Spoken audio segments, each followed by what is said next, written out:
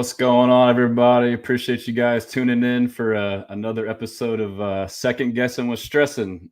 This week is a pretty crazy one. I mean, obviously we had the win against the Jaguars. We got the bye week coming up, but I mean, it's no secret the big talk of the day, of the week, probably of the year is the Aziz Al-Shaair hit on Trevor Lawrence.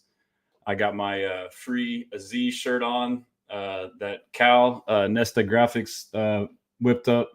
Um, this thing's been crazy, man. It's really pissed me off too. I'm gonna try not to curse on here. I don't know if any of y'all watched me earlier on the AFC South Roundtable.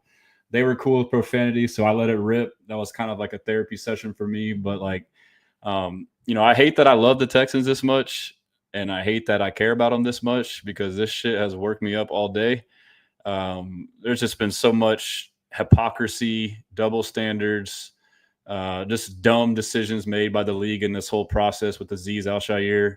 And then, like, I'm legit livid about it. And I'm sure most of y'all are too. I know some people, think, he may deserve what he does. I do not agree with that at all. I think at the most he should have had a 1-game suspension.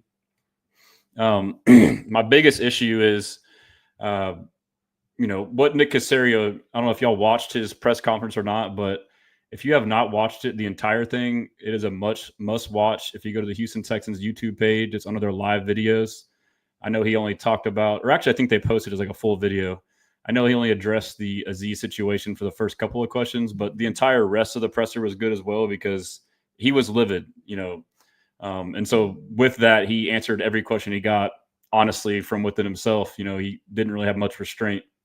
But yeah, this entire situation is just a load of crap, man. Like, I was shocked by the decision for them to uphold the suspension. I thought for sure they would reduce it to 2 games. But then now, like, in hindsight, thinking about it, I'm not really shocked. It's a bunch of BS. Like, why should we be shocked by what the league does? I mean, I don't know what they've shown to us over the years to make us think that they wouldn't do something like that. But yeah, give me 1 second. I thought I had my Instagram live set up, but it looks like it's not. Let me get this rolling here. Make sure the IG chat can chime in. But yeah, I guess Sarah was stressing. I started a little late. I appreciate you tuning in. Sarah was on the AFC South roundtable as well. Just give me 1 more second. I'm trying to get this IG going. Make sure it says I'm live. Let's see. 1 second. Sometimes I get a little excited. I'm younger. I'm not super young, but I'm tech savvy. But I am embarrassed with how often I've had technical difficulties while I've been doing what I've been doing. Usually I'm a lot better at this stuff, but I need to relaunch this Instagram. That was an epic fail by me. Let's see. Get it back over. But yeah, I mean, I think we all feel the same about this Aziz thing. Like I said just a minute ago, I was on the AFC South roundtable, and I really let it rip right there. Like I said, I'm going to try not to, be too explicit here on it, but the whole process to me was just ridiculous. I mean, and I hear, like, before the suspension happened, everyone says, Jags fans or even other Texans fans say, "Oh, well, how would you act if that was CJ Stroud?" I mean, yeah, I would be, feeling a little bit different, but I do think that, I am somebody who's always been anti all this BS by quarterbacks. Like, in my opinion, quarterbacks have been protected way too much, whether it's the rules or not. I've, vehemently disagreed with it.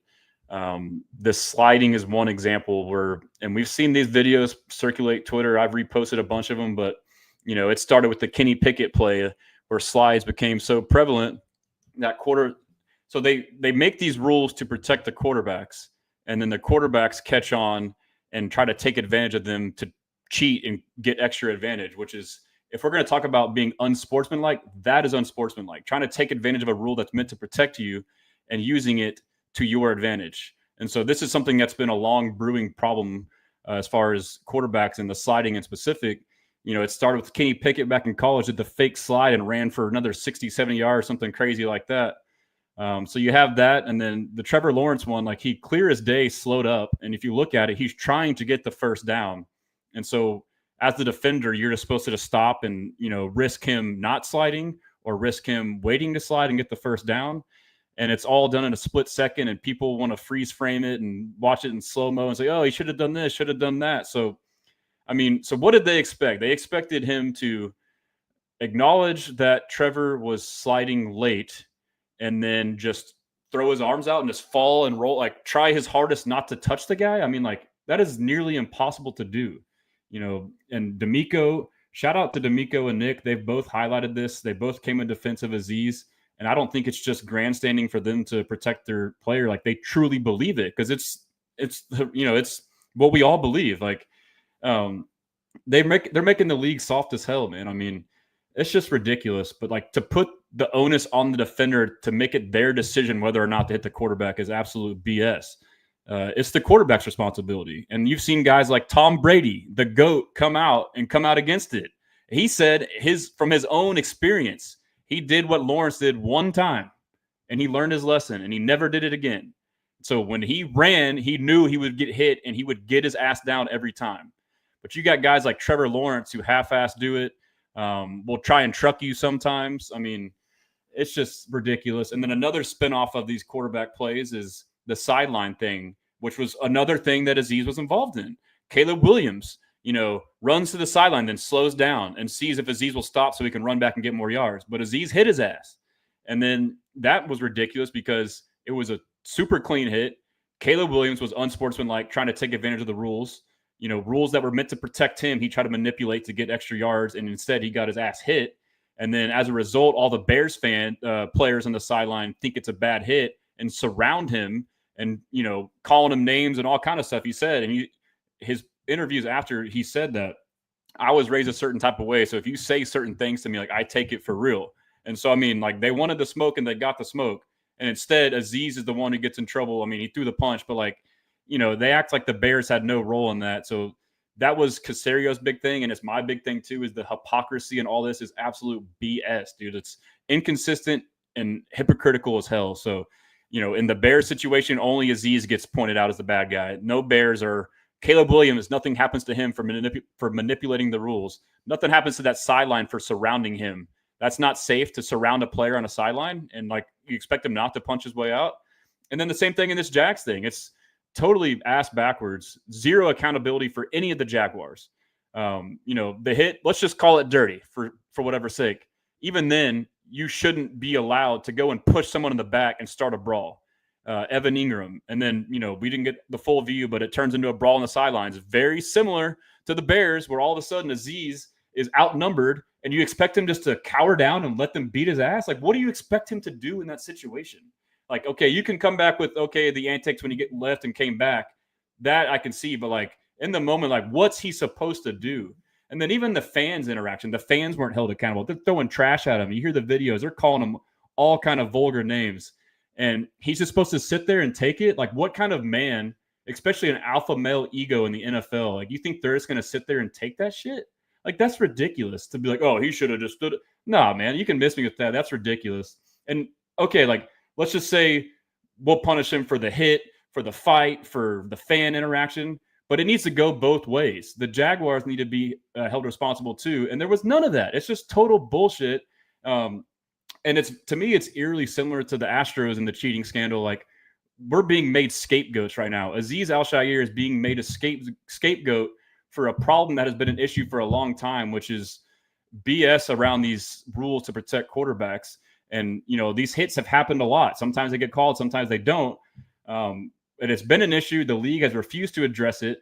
And then my theory on this is the reason it's been so bad and the reason he got suspended 3 games is shout out Jeremy Bonham on Killer Bees on ESPN 975. He's been saying this, and I agree. The media has sensationalized this, and it started during the game with the terrible dog shit broadcast and Moose Johnson. Watching it live, he made it seem like it was the worst thing you'd ever seen in your life, and they would not stop talking about it. They were obsessed with it the entire game.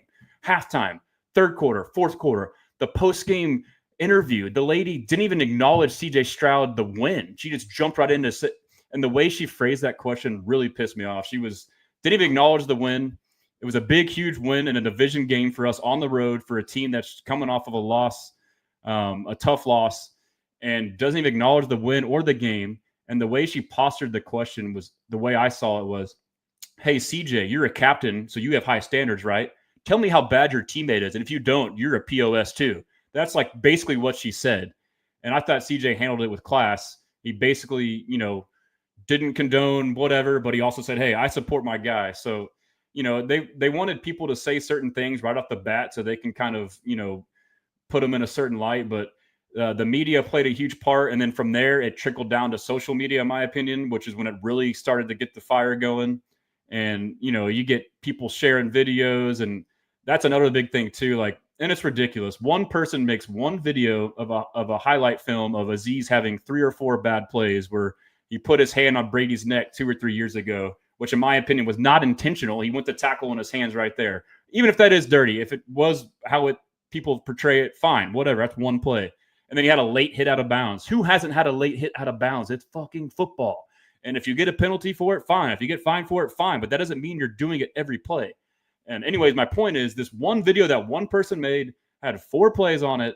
And he's played for 6, 7 years, and he's played thousands upon thousands of snaps, and that's the most you can have on him. And then on top of that, he has never been suspended for his so-called terrible actions, this track record that he has. So that's the big thing for me is if they said that was a big factor in them suspending him was his track record. If his track record was so bad, then why wasn't he suspended before? You can't have it both ways. So if he wasn't suspended before, then it wasn't that bad. Or you fucked up and you should have suspended him and you didn't. So that's where I really have a lot of issues is like the hypocrisy and the inconsistencies, which is the same thing that Casario is saying, and same thing that D'Amico is saying. And, it's like, let's just say you get in trouble with your parents. You're a kid and, you're not doing your chores and you never get in trouble.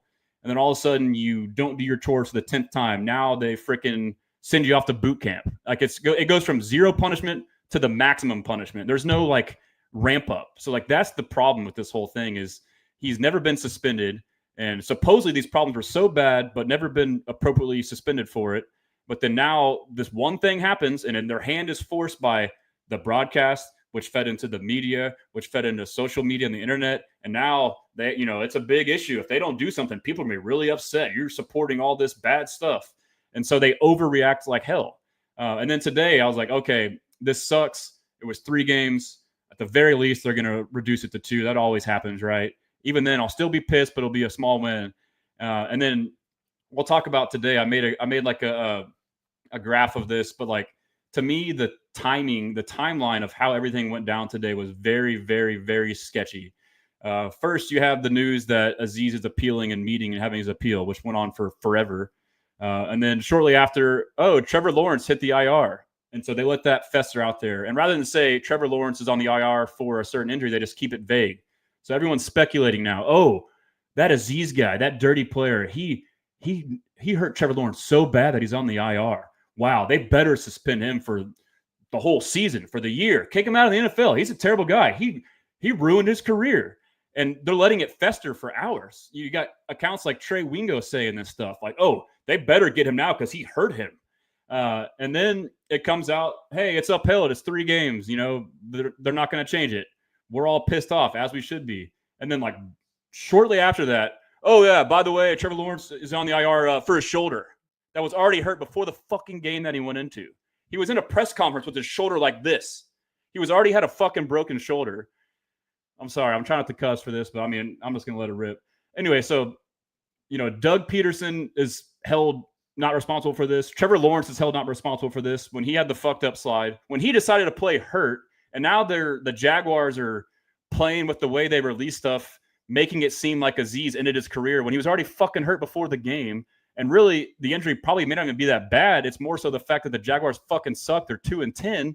So they said, hey, you know what? Let's just get him surgery now and get him ready sooner next year. But they try to like deploy it in a way to where it manipulated the decision for Aziz's suspension. That's what I believe, and I think it's super fucked up. But yeah, so I mean, the whole way they handle this thing, it's just crazy. They manipulated it, and I think Doug Peterson, he should be responsible. Like I said, Evan Ingram, all the other people should be held responsible too. Like the fact that we're being the scapegoats is absolute bullshit. Doug Peterson, I listened to his interview. I don't know if it was after the game or this week, but the way I interpreted the interview was he basically agreed with Aziz and said the quarterback sliding thing is total bullshit. Like he basically went against Trevor Lawrence. He didn't explicitly say it, but he kept saying like, I know our guys, responded back and that's good. They should do that. But, and he kept saying, but like they did that, but, and he was like, this whole thing needs to change. And he kept like insinuating like this slide thing is total bullshit. And so I would love to hear his response to the 3-game suspension. Like he needs to man up and say like, this shit is not right. Like, because he knows, I mean, if that were to happen to his player now, like not only does Doug Peterson, but all these other fucking coaches, they need to stand up for what's right and call it out. Because if this shit were to happen to them and their team, if this were to happen to their team with their Mike linebacker who has the green dot on his head, who calls all the plays, got suspended 3 games for a bullshit call during the biggest stretch of your season, the gauntlet, the 3 games in 11 days against the Miami Dolphins, the Kansas City Chiefs, and the Baltimore Ravens, they would be losing their shit. So they need to posture themselves to stand up for what's right and speak their mind and say, this is messed up. Like they need to change this. He was overly, sanctioned for this. They need to fix the rules where the quarterbacks quit being babied, where they can take advantage of rules. So I've been opposed to this quarterback stuff. And so Jags fans or other fans will say, if this was CJ, you'd be singing a different tune.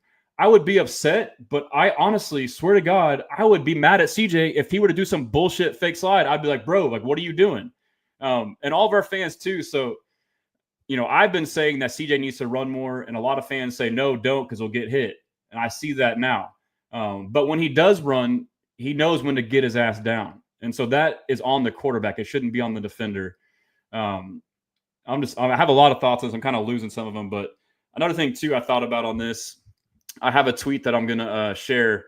But this is very, very similar, in my opinion, to the Houston Astros cheating scandal for several reasons. The first is we're scapegoats. This thing that Aziz has done, this, the dirtiest hit in the history of the NFL that he did on a sliding quarterback happens all the fucking time. It happened in the fucking Philadelphia game. It didn't get called either. It happened that same fucking day in the Ravens-Philadelphia game. Jalen Hurts slid and the guy went over him. So it's an issue. So the Astros had the cheating scandal, the sign stealing scandal, which had been a part of the game for years, for decades. So many teams had done it. The MLB ignored it with the Red Sox, with the Yankees, with the Astros. In their eyes, it obviously wasn't that bad, so they just fucking ignored it.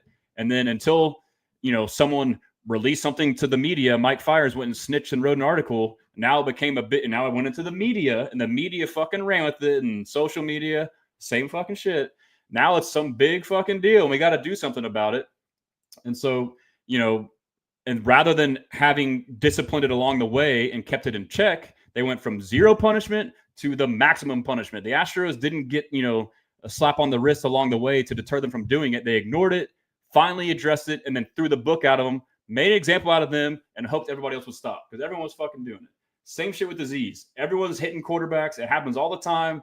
It's just, it never blew up the way it did because the broadcast didn't freak out and make it a big deal. The internet didn't blow up and make it a big deal. But now it happened. Now they have to address it. Rather than give him the appropriate suspension, they threw the freaking book at him to try and make an example out of him. So he's a scapegoat. So, I mean, there's a lot of similarities in that sense. And, and that's why I've been saying Houston versus everybody. And now we got the Rockets too. I mean, it's, their versus everybody's a little different. They're a young, scrappy bunch that, likes to crash out and get in fights. But that's kind of the mantra of this city and the mantra of this team. So I do think that they're, and I'm sorry, by the way, I'm on my soapbox right now. I'll get back to the comments, but like, I'm livid. I'm letting it out. It's just therapy for me. But there is a silver lining in this, and I think it has solidified this team already and will continue to do so. It's done it within our fan base.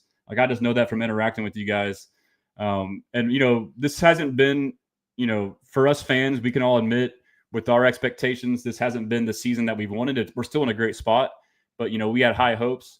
And I bet you the players would say the same thing, that they've underperformed relative to what they would have liked to have done. So maybe this is the catalyst to really fucking get us going.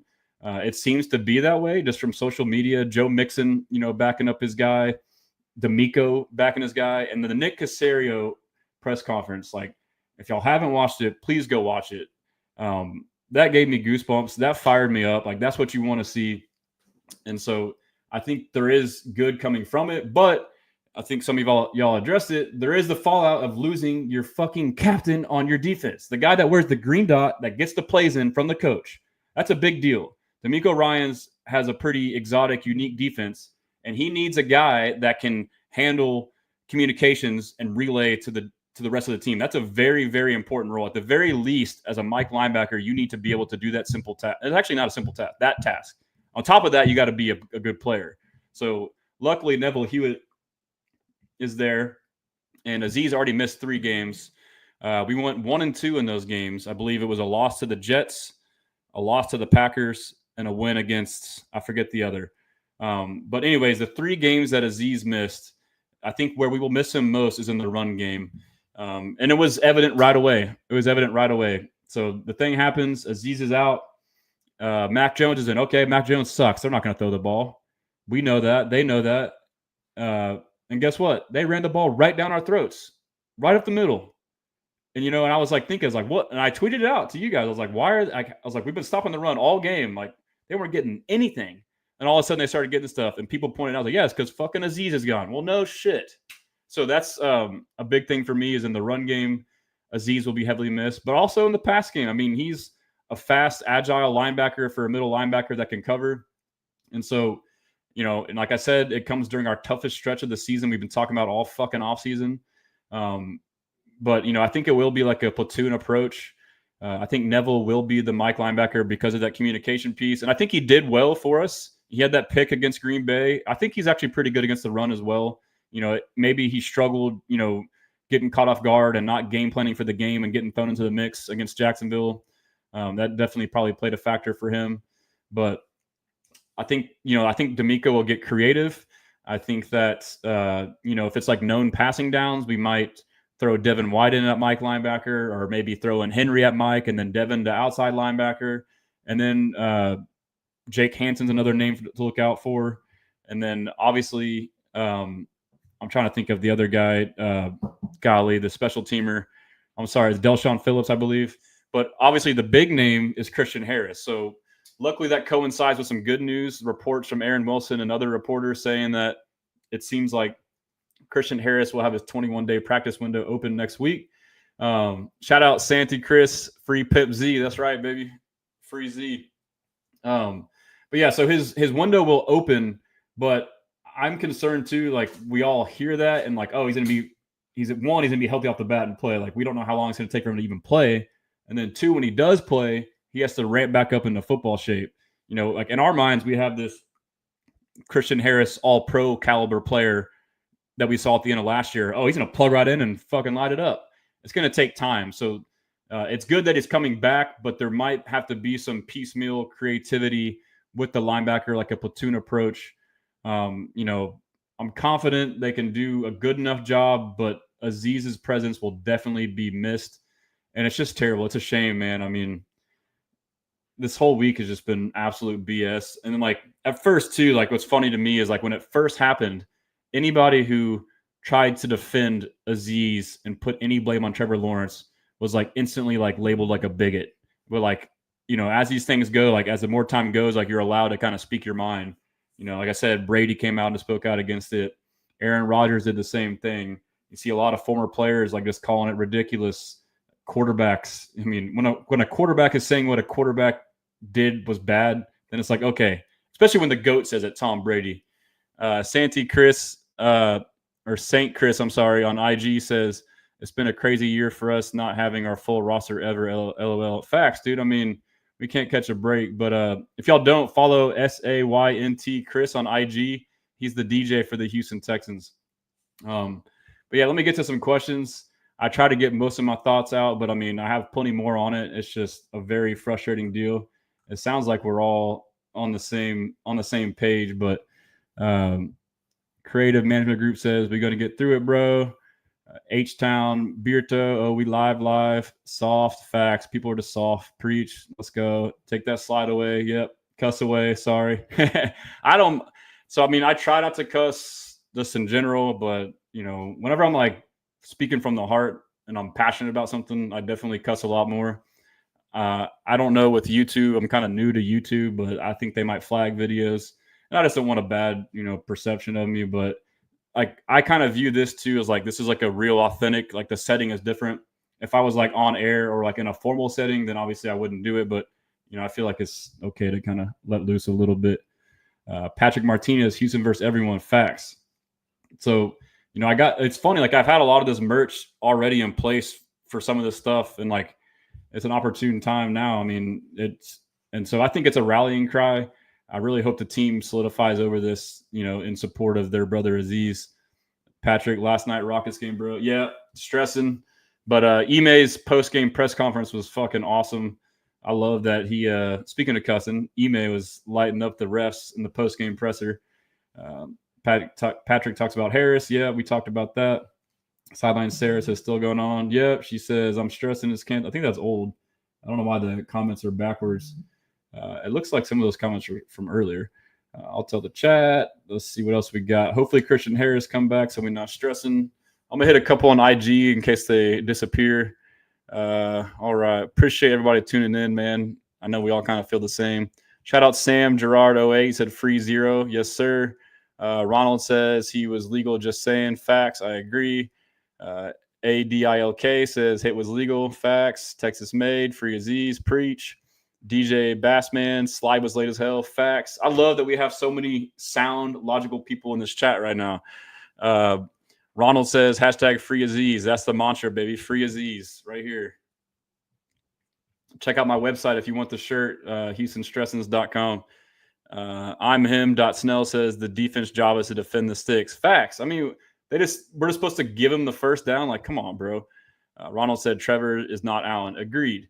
And so this is something about Trevor too, is like people view him as a pocket passer, but he's confused.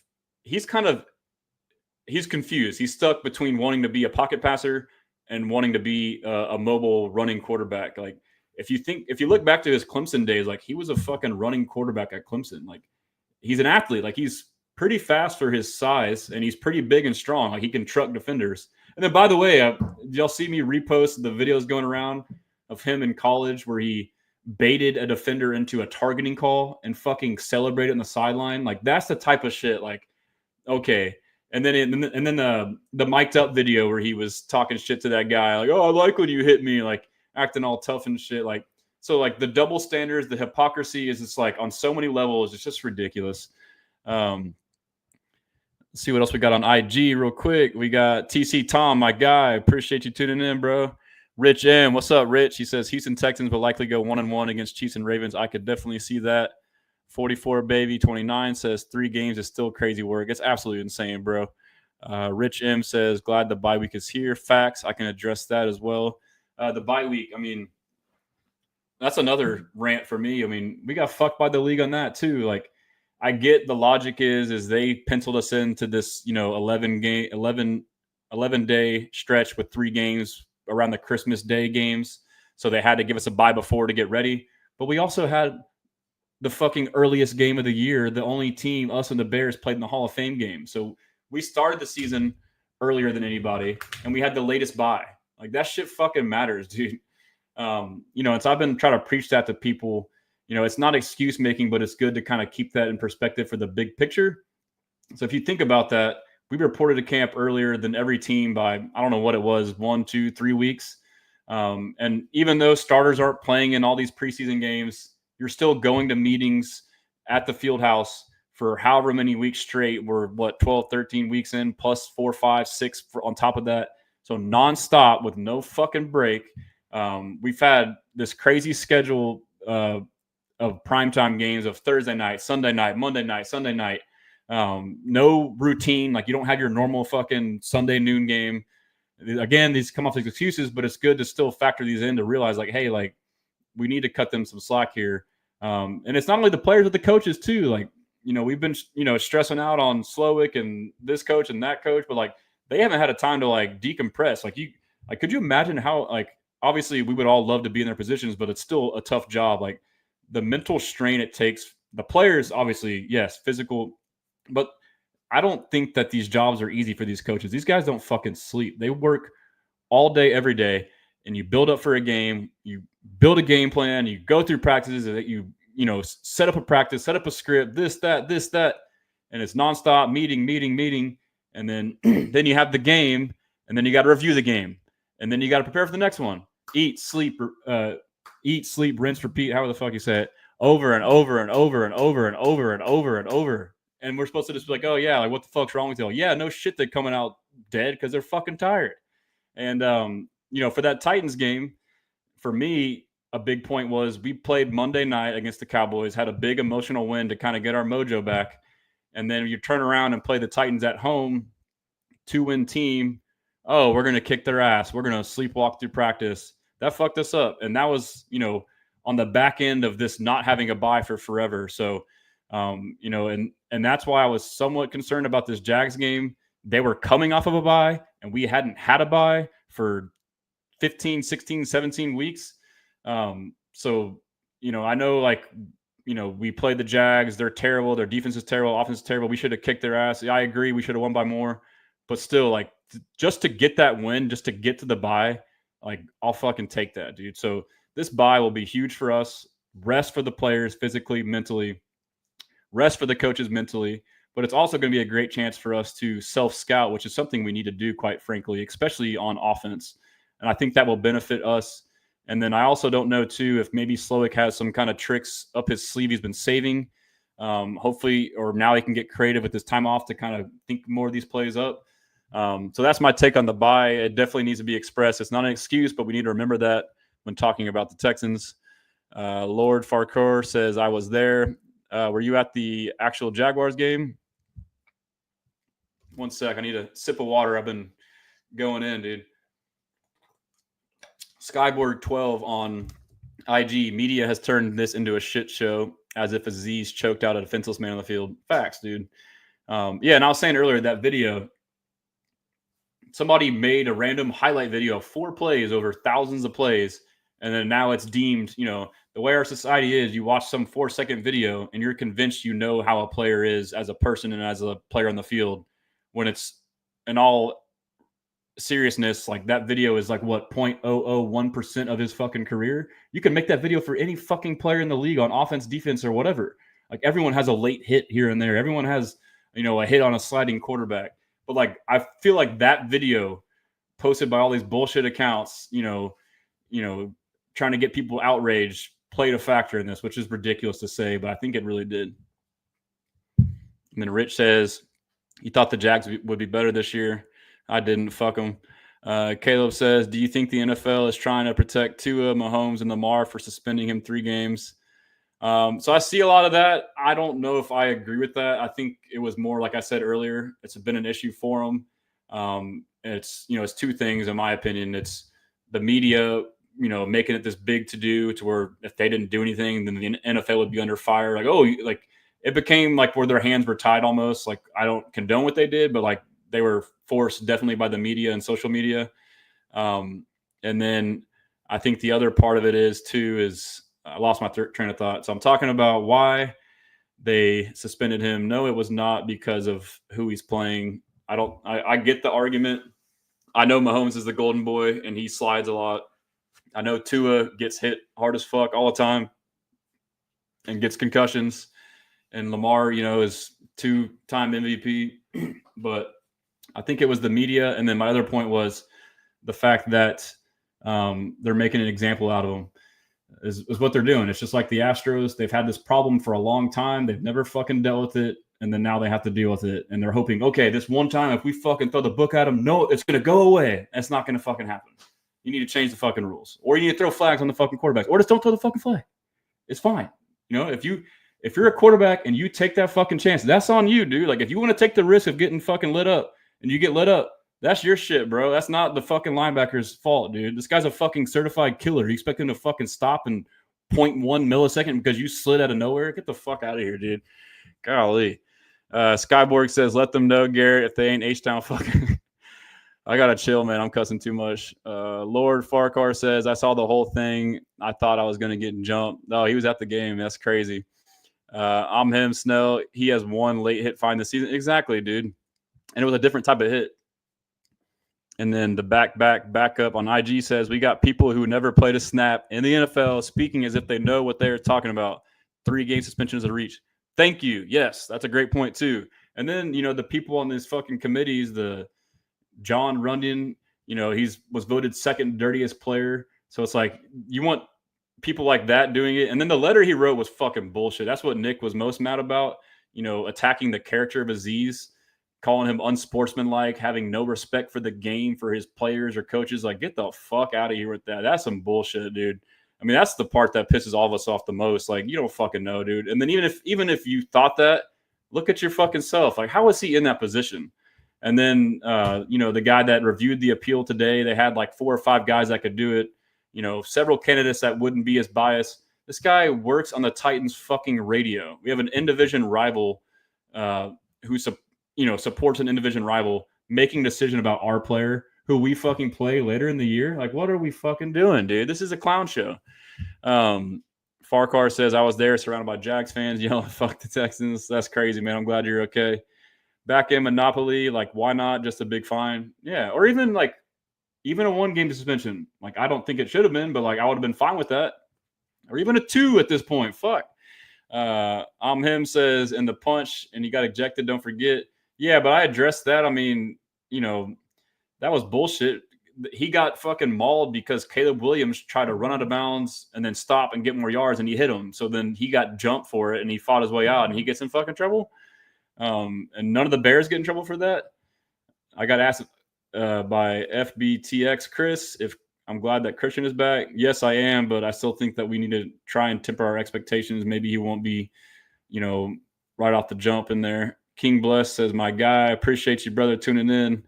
So I'm somewhat caught up on IG. Let's see if we got a couple more down there.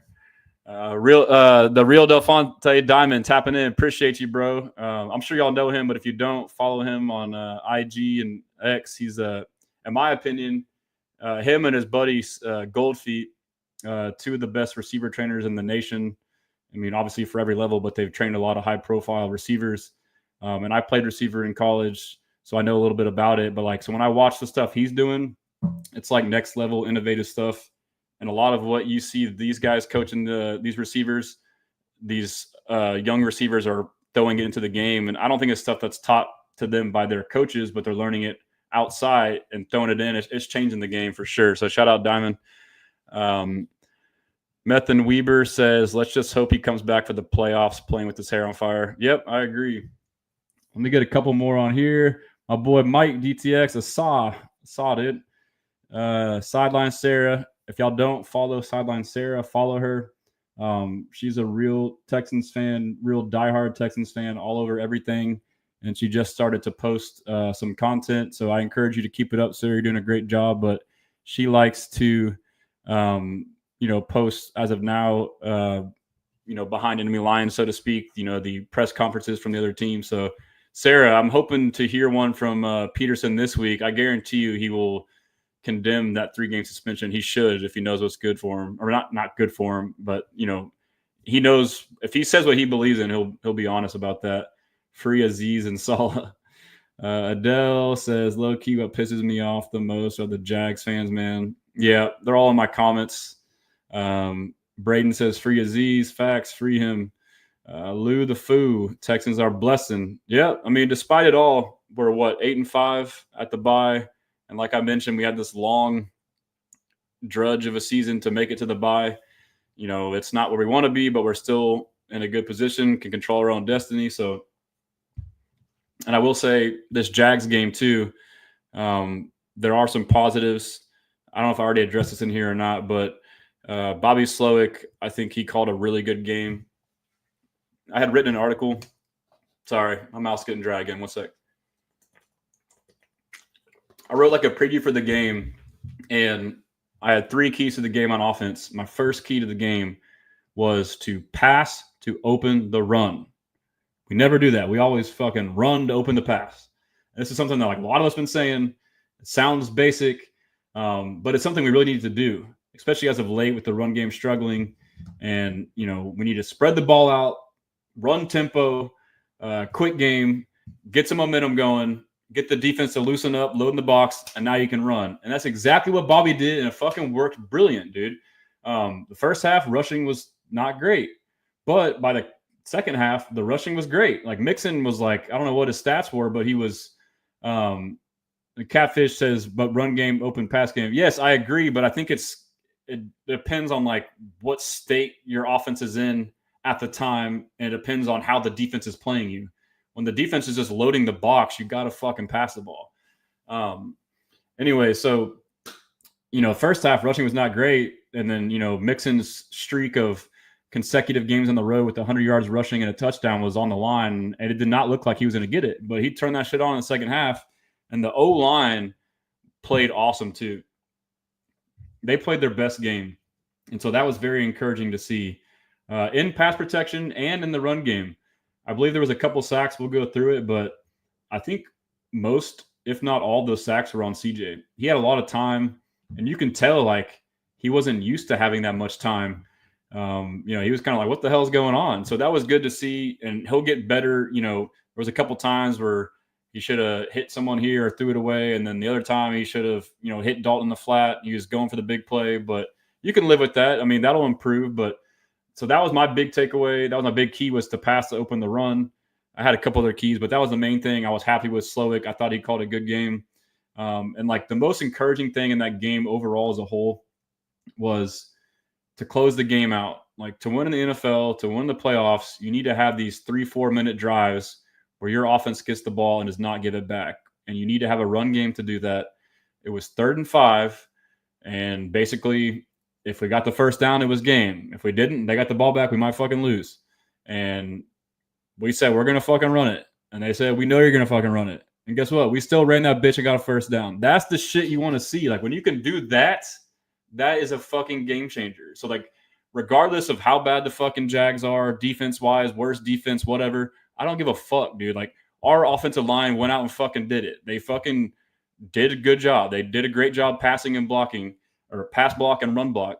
And so, regardless, that confidence is there. So, I'm very encouraged about that. Over here, Sideline Sarah says, EJ Speed said on the Trenches podcast, it was a late slide. I appreciate him being real. Big time. Beck says the play was literally already in motion. He couldn't just pause. Facts. Lou the Foo, NFL making examples of DR and Cook Syria with this denied appeal. Yeah, and so I'm curious, D'Amico Ryans had already talked to the league before he had his presser Monday when he was pissed off and, really took Aziz's side and really, his fucking presser was badass. He was basically saying, the same shit I'm saying. He said, there's an onus on the quarterback. He needs to know how to fucking slide. And there's an onus on them for starting a fucking fight. Like, they need to be better. They need to quit fucking, starting brawls. I wonder if he already knew at that point that they weren't going to, what this suspension was going to be. He probably said, fuck it, I'm just going to speak my mind now. Like, he might have been biting his tongue initially, hoping there wasn't a suspension. He probably talked to him. They probably said, this is what it is. He probably said, fuck it, I'm going to tell you how I feel.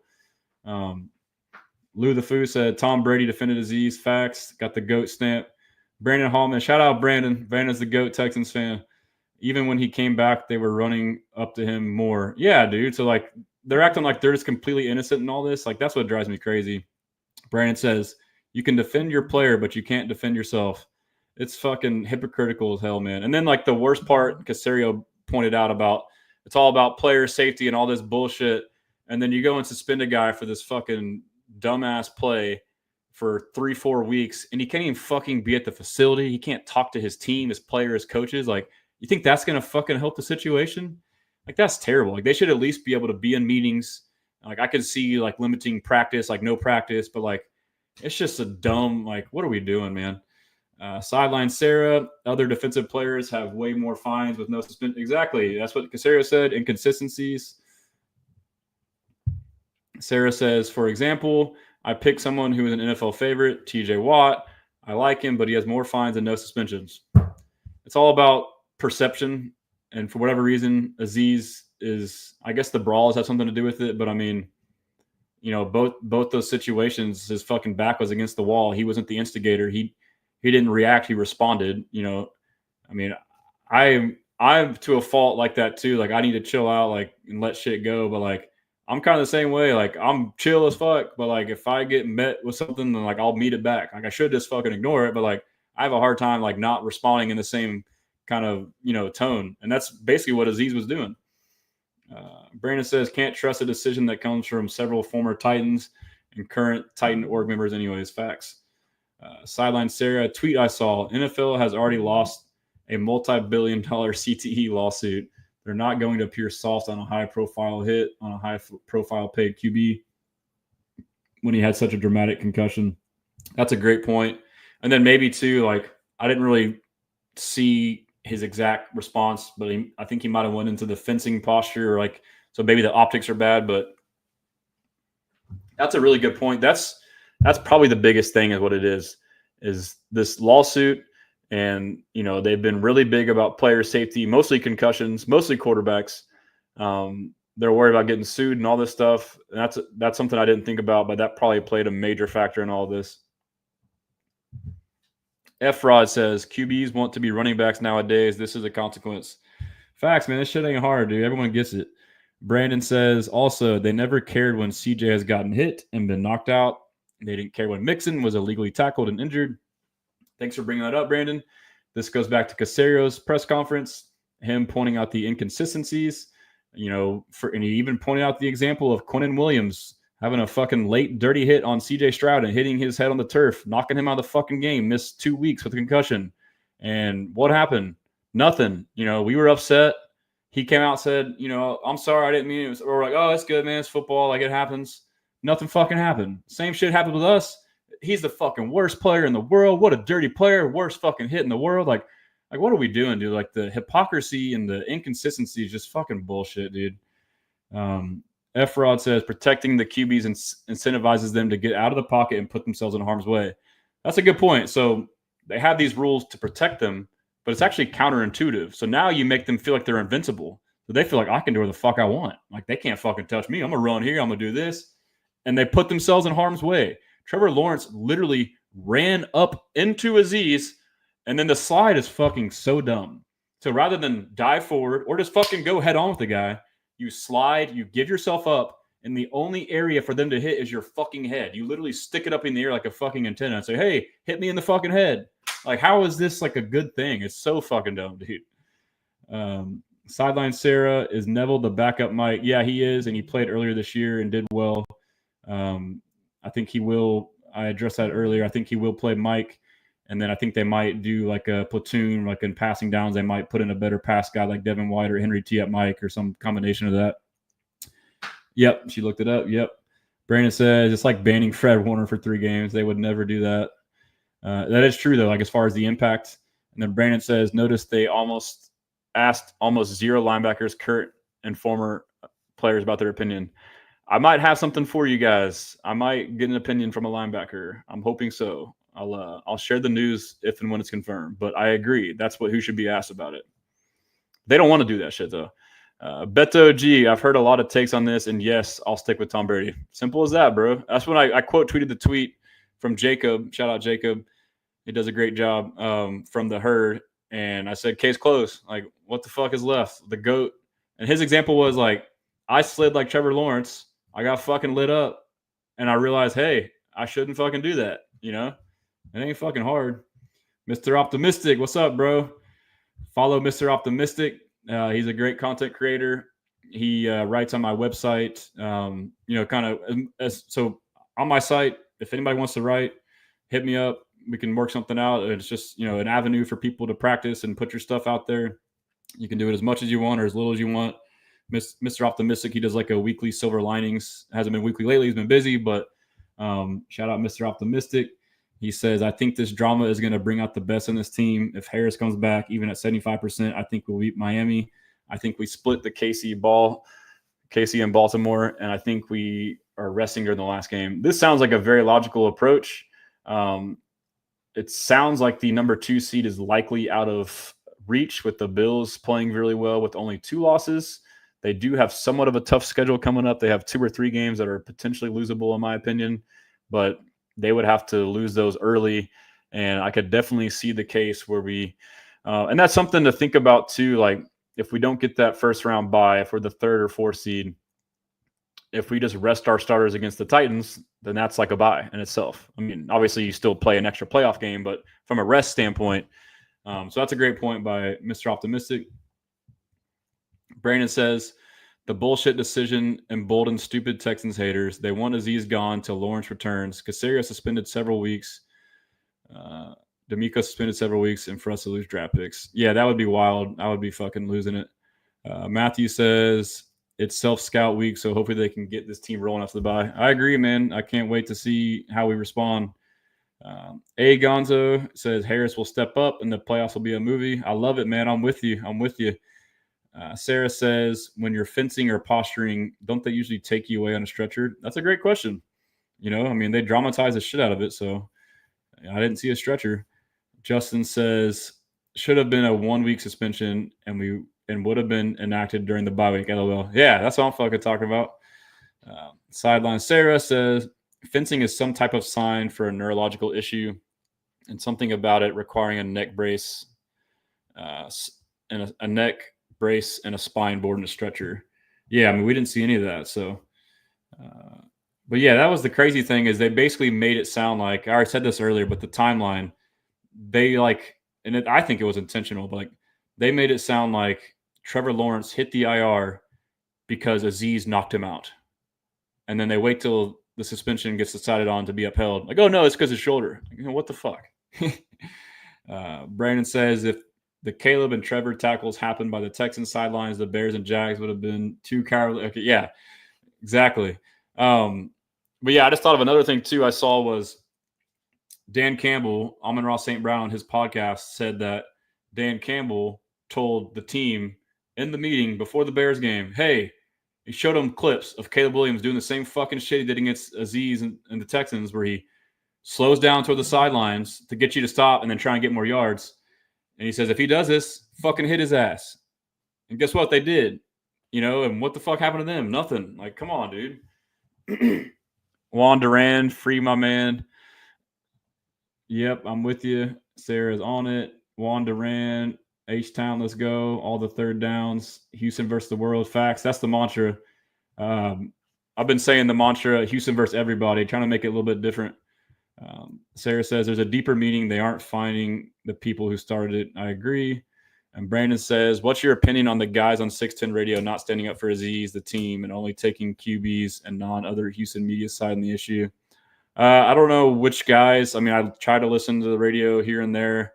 I know some of the guys, but I mean, it's opinions. I mean, I've learned, as I've gotten more involved in this side of it, as a fan, you want to get so emotional with anybody who doesn't agree with what your opinion is. You want to get upset and make it this big deal. But at the end of the day, it's sports. If someone's opinion varies, yeah, you can be like, oh, that's stupid. But I wouldn't take it personal. But I guess, over time, if someone has a personality where they take these contrarian takes, then yeah, you probably don't agree with them. But I haven't listened to their opinions too much, but I don't agree with it. But I mean, it's their opinion and I don't know what their perspective is, but everyone's entitled to their own opinion. Yes, we're biased, but like I said before, on the flip side, if that was CJ, I would be mad, but I wouldn't be too big to admit hey, why the fuck didn't you slide, bro? And I think a lot of us too would say that. I think most of us Texans fans are rational enough to admit that. Back over to IG. Methan Weaver says Trevor Lawrence going out of the game actually hurt the Texans. We would have had at least 2 more INTs. That's big facts. I mean, people aren't talking about that too. I mean, for one, you have a new quarterback coming in that you didn't game plan for. And 2, he's fucking better than Trevor Lawrence. He's been playing like dog shit and he was hurt. He missed a lot of throws. Mac missed a couple throws, but he played pretty well. And then just to talk about the game a little bit, I think we all want these big wins as fans. We want to win by the most points as possible. And this is something about D'Amico Ryans that I believe may or may not be true, but this is my theory / opinion. I believe he's a defensive-minded head coach, and he don't give a damn how he wins. He just wants to win. And typically these defensive-minded head coaches, they just fucking hold on for dear life. They just don't want to lose the game. And we hate it, but it's fine when it works, but it's fucking stressful. Prime example in this game was we got, a 2-3 score lead, and then on defense, we start playing this soft-ass defense, bend but don't break. Don't let him get the deep ball. So he's dinking, dunking, and they move the ball down the field methodically and score and then get it within 3 points. And so we're freaking out. So I don't necessarily agree with that, but I think that's the way D'Amico wants to win, and that's the way he views the game. I think a lot of the criticism that Bobby Slowick gets for conservative play calling actually comes from an overall philosophy from D'Amico. I don't know that for sure. That's just my hunch.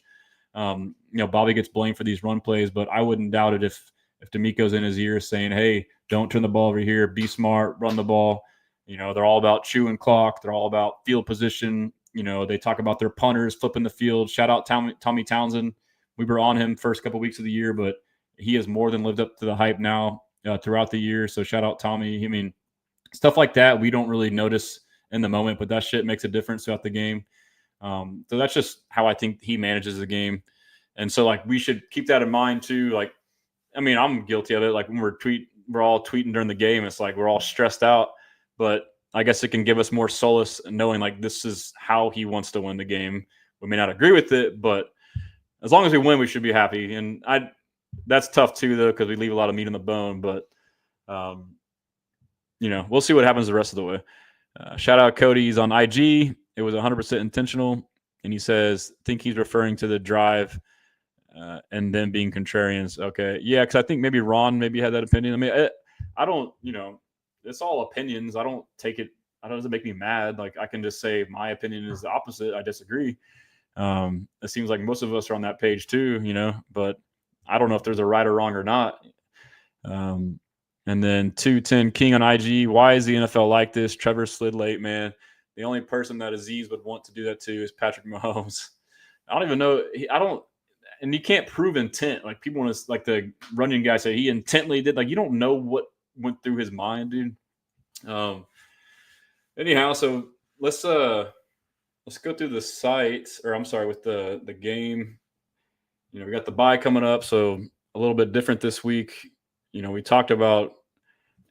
I just kind of went off the cuff. I just wanted to get on my soapbox, kind of like most of y'all, and vent a little bit. But yeah, this shit's had me livid, bro. I mean, it's crazy. But yeah, we'll go through the game a little bit. I mean, overall, like I said, I get fans, I've been a part of this too, like all year, these wins we get against inferior teams and winning, but not winning pretty. It sucks, but it is better than the alternative. My view on this game was like, just make it out with a win, some way, somehow get to the bye because we are gassed and we were able to do it. So I'm happy. And again, like I just said, I think we had the game in hand, third quarter, early fourth quarter. And I think we just, bled it out and just hung on and it worked. So, I mean, it worked out, but CJ played a better game. He's still not at the level that he can and will be, elite top 3, top 5 level. I think he played pretty damn good though. I mean, mistake-free, team stats.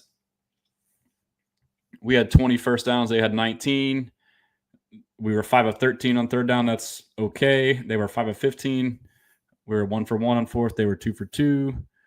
We had 326 total yards to 373. This is kind of inflated. They got a bunch of, I don't know if you call it garbage time, but the prevent defense. And then passing, we had 218. They had 276. Same thing. We started passing early and then went to the run game late because we got a lead. And then rushing, we had 108. That's crazy, to 97. Red zone. So this game could have been even bigger if we weren't 1 for 3. I mean, they were 2 for 4, but red zone has lately been an issue that we need to work on still. And let's go to the box score real quick. CJ Stroud was 22 of 34 for 242 yards and a 51 QBR and a 95 rating. Mac Jones was 20 of 32 for 235, 2 touchdowns and a 105 rating. So somebody would look at this and be like, "Oh, Mac Jones outplayed CJ." I think Mac Jones played good, but I think the game flow and the game plan matters too. So I really think, and I haven't verified it, but my eyes tell me this. I think D'Amico played Mac Jones the same way we played Cooper Rush, which was zone, back off, make him dink and dunk, make him drive the field and beat you without making a mistake. And to Mac Jones' credit, he did a pretty good job. And he made a couple throws that were really good. And that was the same thing we did with Cooper Rush. So I think it was part of the game plan. So this looks like he tore us up, but in my opinion, this was by design. This is how they wanted them to have to try and beat us. And it worked. I mean, it wasn't pretty, but it worked. That's just my opinion. Joe Mixon, 20 for 101, 6 straight road games with the touchdown and 100 plus yards rushing. That's crazy. We shut down their run for the most part. Brian Thomas Jr. is a problem. He's a stud. Parker Washington ate us up. He actually has a couple good routes that I saw on film, but again, just like the other Jags game, they had 2 to 4 big, deep pass plays they missed, like 1 or 2 touchdowns, by Trevor Lawrence, 1 or 2 by Mac Jones, 40 plus yards. So, that's the stuff that fans worry about. Yeah, we beat them. Like, they could have fucking beat us if they. I mean, we don't know for sure, but there were some big plays that they missed. Frico Nico Collins. I mean, so I was pounding on the table for him to be extended this offseason, and I feel like a lot of fans didn't want it. But to me, like, what he did last year and how he did it, and you just watch the tape, like, there was nothing about watching him play to make you think that last year was a fluke and that he needed to prove it again. And that's what I was trying to say. And I was like, and I guarantee you the staff knows the same thing. So if you know he's this talent, then you sign him now for a discount, which he was signed for 24 million APY. Now you got guys going for like 30 plus million a year. And he's like the top, I don't even know if he's like around top 15, 13, 14 APY in the league. And he plays like a top 3 receiver in the league. That's extreme value. Dude's a unicorn. Offense is different with him in it. And I couldn't help but notice watching this game, every time he caught the ball, or you watched him run a route, he looked like he was just at a whole nother speed than the rest of the field. Like, it was insane. Like, he catches these simple little outside screens, and he just hits another gear, like unblocked, muddied up. He just fucking runs by guys. It's insane. Like, the dude is a fucking unicorn. He can run deep. He can run the deep post on the deep play action. He can high point the ball. I'll say his football skills. I don't want to say ball skills because someone will say pause, but his football skills at tracking the football in the air are second to none. His hands are second to none. Me and somebody on Twitter were saying that, and then he fucking dropped a pass right after. But his hands are insane. His height, weight, speed combo is ridiculous. He runs routes like a slot receiver at 6'4". He runs a 4.4. He's Mr. Reliable. Every scramble drill, he's right there for CJ. And I think it can be a blessing and a curse at times for CJ. I mean, I don't blame CJ. If I had Nico Collins as my receiver and I was a quarterback, I wouldn't even fucking read the defense. I would just throw it to him every fucking play because he's probably open. And you can tell that happens at times, and you can't blame him for that. So it's a blessing and a curse from that sense. Y'all know how I feel about Nico. Schultz had a good game. Shout out Dalton. He had that hurdle and got hurt and came back. Touchdown wide open. That's good to see. Tank had 1 for 23. On 4 targets. I don't really know what happened on those misfires, but we've been saying this all year. You got to get him involved. But yeah, Schultz stats were 5 for 61 with 1 touchdown on 7 targets. Mixon had 6 targets, 4 catches for 18 yards. We need to get those yards per catch up for our running back. Mechie only 2 targets, 2 catches for 16 yards. So I mean, it is what it is. The splits are going to change each week, but. Brandon says, Stressans, can you make a meme? Can we get one of Runyon with the Titans logo, Mawe with the Titans logo, and Ramon Foster with the Titans logo, taking money from Amy Adams while Aziz flips them off? Sure, I'll work on it. Carlos says, great show as always, brother. Keep up the great work. Appreciate you, Carlos. Go ahead and drop your pod on here so I can shout it out. I know you changed the name, but you guys do a good job as well. Appreciate you, brother. Check on IG real quick. Make sure we're good over here. We'll talk about who we play next. Dolphins, Chiefs, then Ravens. Yep. And then Fast says same Sunday. Yep. And then we'll go through the PFF real quick. And then, we got the bye week. I already kind of addressed that. But, man, I apologize for the language. I mean, should I still post it as a podcast? I'm kind of worried. I don't know. I don't know how people will feel about it, but I don't know. I feel like it's easier for me to speak from the heart when I talk like that, and it's not intentional, but whatever. So player grade, let's go to premium stats. Reload. What the hell's going on? Share this. No, I messed up. Let me present, share screen, go to PFF, share. All right.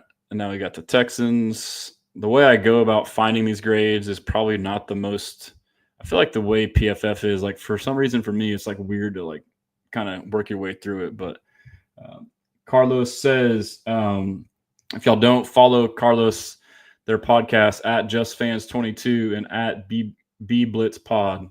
And if anybody else in here has anything to plug, just shout it out and I'll put it up on the screen. Mr. Invisible says Tank taking a lot of heat. I think he's the guy who played last year with the worst opportunity. You think Tank is a true number 2? I do. I mean, I think it's a lot of things. I think the biggest thing that no one's talking about, and my brother actually pointed this out to me, and I think he's fucking right. Tank Dill broke his leg and got shot in the same fucking leg. And we're expecting him to be better than last year. Like, it's not an excuse, but like, what are we doing? Like, so I don't know. I haven't seen like the numbers, like his separation numbers. Like, he seems to be getting open on screen, but like maybe he isn't. And if he isn't, like, how can you be mad, bro? Like, it's amazing that he's even playing. And it's not an excuse, but like, again, that's something to remember. Like, oh yeah, he broke his leg and got shot in the same fucking leg. Like, what are we doing? But I think it's just the struggles as an offense as a whole. You know, obviously Stroud's not playing as good as what he did last year or up to his standards. And to me, a lot of it is the O-line. But, you know, people want to talk about sophomore slump. I think it's been more of a sophomore slump for Bobby Slowick. It's his second year play calling. And defenses have made a lot of adjustments, not to CJ, but to the offense, to the scheme. So, like, plays that worked last year, defenses didn't know what to do, aren't working. So they're having to figure that out. So that's my take on that. Reborn says, where can I get that shirt? Yeah, so this is my free Aziz shirt. Cal Nesta Graphics made it. We partnered together on this shirt.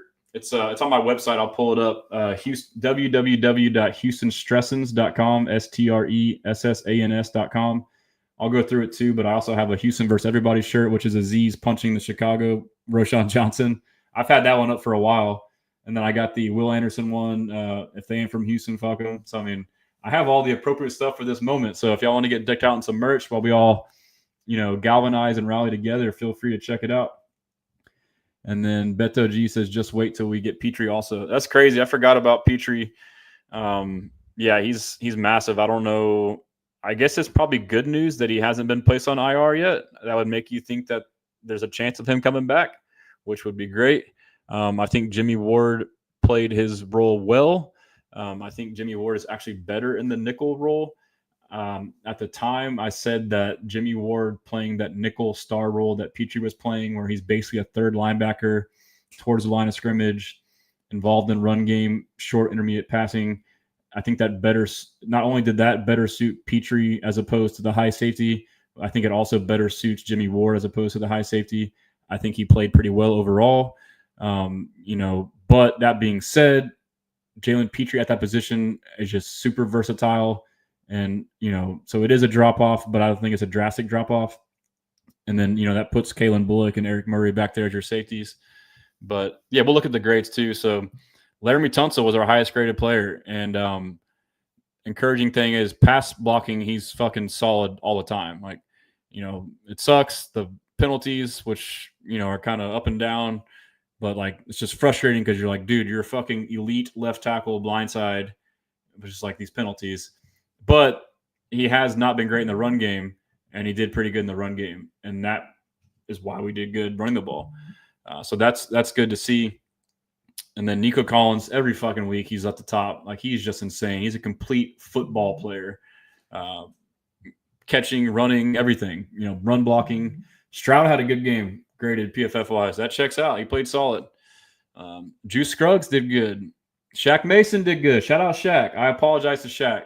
I've been on him. We've all been on him. His play hasn't been as good as what it should be and can be and was. He's kind of had a regression for whatever reason. I don't know if it's age or what.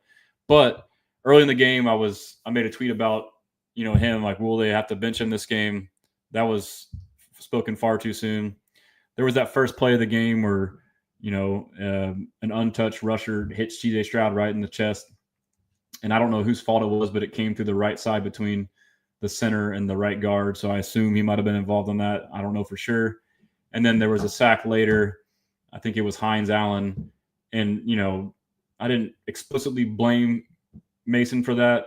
It was CJ's fault ultimately for holding onto the ball, but I don't think his receivers were open. Or actually, I think on that play he had a receiver open. But, that being said, he got worked by Josh Hines Allen.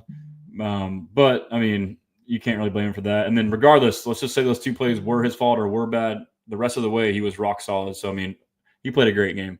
So, I mean, if we get, again, it's against a lesser defense. But regardless, like they did it. Like, you're supposed to play good. They did it. So there is value in that. But hopefully this continues against better competition. Dalton Schultz graded pretty well, except for pass block is an issue still. Joe Mixon, about how he's been, which, again, these grades, we just use it as a reference and see if we agree or not. I think the Mixon ones, I feel like he gets undergraded quite a bit. But Patterson he did okay, did great in pass blocking. Mechie did okay. We got Robert Woods. They got him down here. His run blocking, Robert Woods made that block on that last run. His run blocking is extremely valuable. Irv Smith played his first game and did okay. In his pass block, we could start to see more Irv Smith pass blocking with that 70 grade. Cade Stover, shout out Cade. He did great pass blocking. So let me filter this by pass block. Tunsil, great pass blocking. Patterson, great pass blocking. Shaq, great pass blocking. Cade Stover, great pass blocking. Pierce, he had a couple snaps or whatever it was. Mixon, great pass blocking. Irv Smith, great pass blocking. Juice Scruggs, great. Titus, not bad. So our lowest graded pass blocker was Titus Howard at 66. This is by far our best pass blocking game of the year. I said that going into the game. According to Next Gen Stats, the Jaguars were number 31 as a defense in pressure rate. And we were like around the same as an offense. But this was a good chance for us to have a good game. Something had to give, and it gave. We stepped up. So that's awesome to see. We'll go through defense real quick on the grades here. Will Anderson. So in this game, this is kind of how it played out. Like, it looked like the offense kind of won this game and the defense didn't do as good. And that's what the grades checked out to. Will Anderson, highest graded. Aziz was up there, even though he only had to play 19 snaps because he got ejected on some bullshit. Eric Murray was up there. So Murray, I mean, we see the plays where we criticize him, but I still think he's a solid player overall for sure. Barnett, another solid game, very underrated player for us. Mario Edwards is back. He kind of had a couple games play and grade-wise was a little bit lower, but he's back. Stingley, I don't know about this grade. Tackling, they got him super low. Coverage, they got him pretty low. I mean, he looked pretty good in coverage to me. And so that interception was sick. That's the same cover 4 look. But we'll start at the bottom. Okuda, bad. He only played 4 snaps, but we got to get him going, man. Devin White, overall bad, but his tackling was high and his coverage was decent. Miles Bryant, I thought he made a couple of good plays when he came in at nickel for an injured Jimmy Ward. He didn't grade well, but he made a couple of good plays in my opinion. Autry didn't grade well overall. Neville Hewitt played a total of 49 snaps, so he will be someone to look at. He didn't grade that great across the board. I don't know if that's the way the defense was looking. So hopefully he can step that up. Lasser didn't grade great. Jimmy graded not great, below average. Anyway, so that's, whatever. But yeah, so I'm pumped up. I'm optimistic. I'm pissed off. I'm excited. I'm blessing. I'm stressing. All of the above. Brandon says, need a joke meme with Lawrence on the cover of Madden 25 with the line, "Oh my God, the Madden curse is real." I'll leave that one up to you, bro. I don't want to get too much hate. I try not to be too controversial, but 210 King says, do you think they will ever start Lyle Collins? Are you talking about the Texans? I don't know did we actually get him or we just worked him out? And then Nikki says, once our team is healthy and not suspended any longer, we will be fine. Getting healthy at the right time does matter. I agree. We haven't really had full strength nearly at all this season, so that will be good to do. I guess I'll go through the Methan Weber says, I hope I'm saying her name right, Methan. I assume that's how it's pronounced. I don't know if it's Weber or Weber, but sorry if I'm wrong. He says Dalton Schultz, Jimmy Ward, and Nico Collins all took hits Sunday that had them exit the field briefly. You worried about any of those at all? No. Nico was ahead and he got checked out and came right back. Dalton had the hurdle and fell. It looked like a shoulder, collarbone, came back in and played. So no, and it's a bye. And then Jimmy, I don't know what his injury was, but he also came back. I don't think his was ahead. So no, I'm not concerned about those. And we have, the bye week to get healthy too. So, but yeah, I'll go over my site real quick too and show y'all. I released last week the members directory. If anybody on here is a content creator, let's see, we got a comment. It says, Saul 3P, what up, Stressan's finally made it to live. Hey, appreciate you, my guy. But yeah, if y'all don't mind, I'm trying to get every platform. So I know most people will kind of use one, but if you're on any of these platforms, if you could just follow, and if you don't use it, that's fine. I would really appreciate it. But on X, on TikTok, and on YouTube, it's at Texans Commenter, COMMENTER. And then on Instagram and Facebook, I'm really trying to go my Facebook right now. Instagram and Facebook, it's at Houston Stressans. And then what else am I missing? I guess I got my website that I'm going to show y'all right now. I'm trying to, if you don't mind subscribing to my newsletter right here at the top, I do a weekly newsletter. I write articles. So it's totally free. I'd appreciate if you signed that. I can kind of keep you in the loop. I need to see why this is all jacked up. Let's see what. And then I'll show you too, if you want. I don't know if there's interest, but I think it's something cool. But I have a Discord on the site, and so it's all jacked up. But yeah, so if you look next to the subscribe button on the desktop, if you're on mobile, it'll be like a menu drop down bar, and you'll see a little avatar. You can click on that and you can create a profile. If you could do that, that'd be cool. And then I'm trying to just kind of I understand everyone has their ecosystem they're on, but I feel like this could be a additional place that we could all interact. I'm trying to do game day threads or topics. And, if y'all want to come on here and meet new people, kind of bring together people from different platforms and maybe interact with new people you haven't met, fellow Texans fans. That's kind of the idea there. And then this was the new thing I released last week, and it's Texans Media.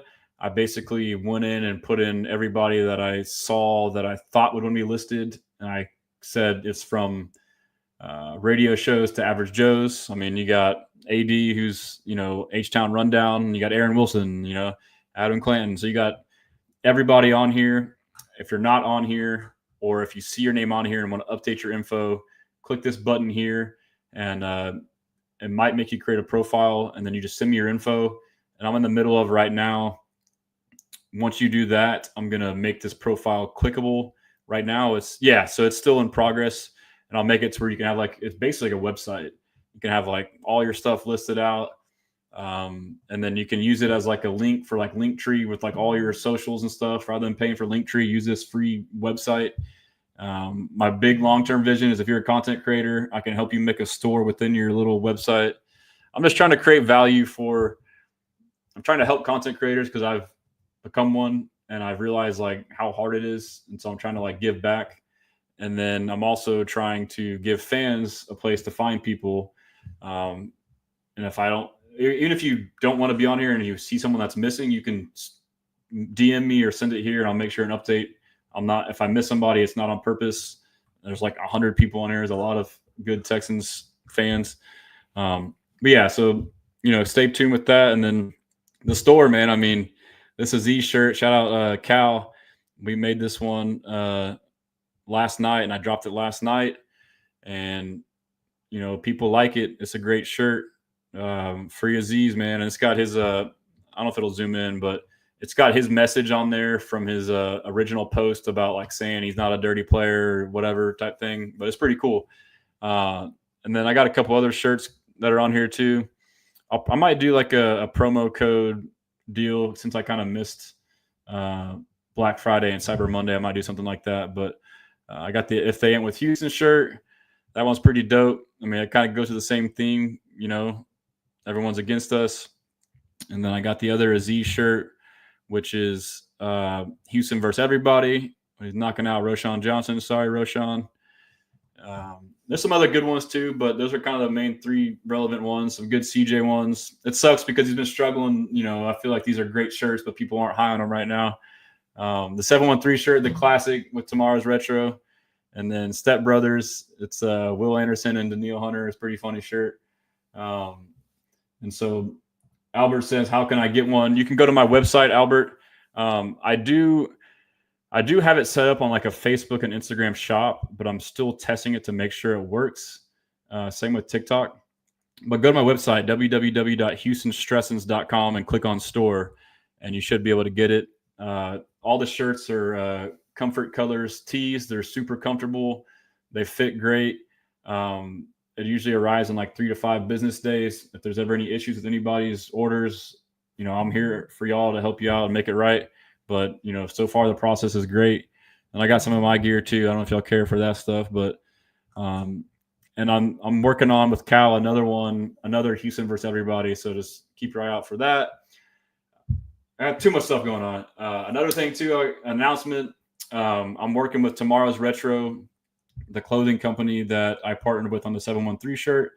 We are doing a watch party at Tejas Brewery, and it will be for the Chiefs Texans game on Saturday, December, whatever that is, in 2 or 3 weeks. And I believe it's at 1.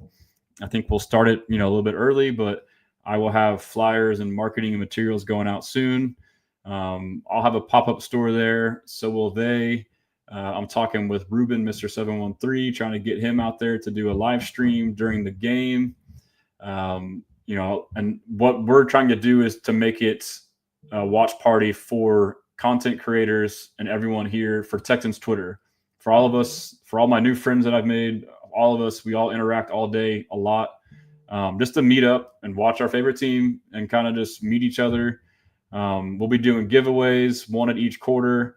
And yeah, so I'll be kind of like, I want to make it like, big and awesome and something fun for everybody. So I will keep you posted on that.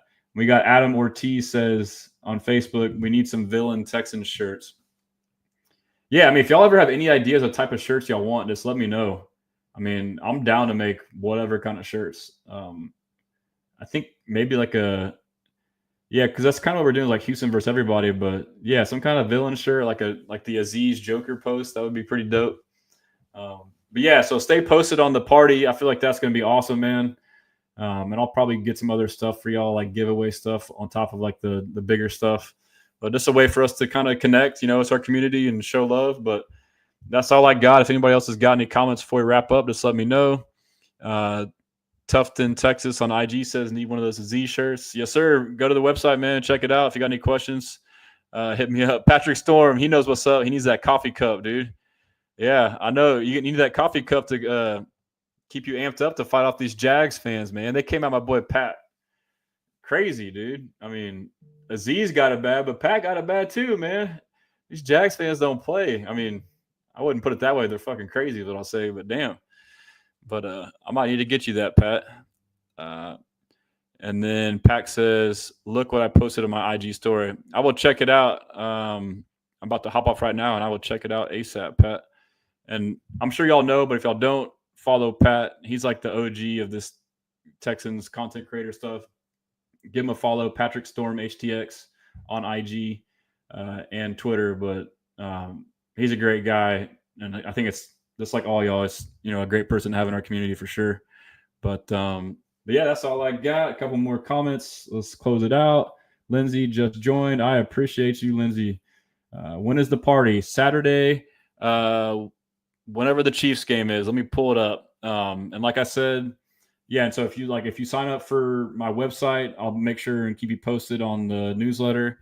And then also I can just tell you right now, I should know, but let's just go to the Texans. So it is on Saturday, December 21st, and the game's at noon. So, and it's family friendly. I'll probably bring, I don't know if my daughters will come, but my wife will probably come. So if y'all want to come and bring your kids, all just hang out and hopefully watch us beat the Chiefs without Aziz, which is bullshit. Lindsay put up the H. Let's go. Sideline Sarah. Ooh, I like the Joker Aziz. Okay, we got something cooking. Christian says free Aziz. Hey, appreciate you.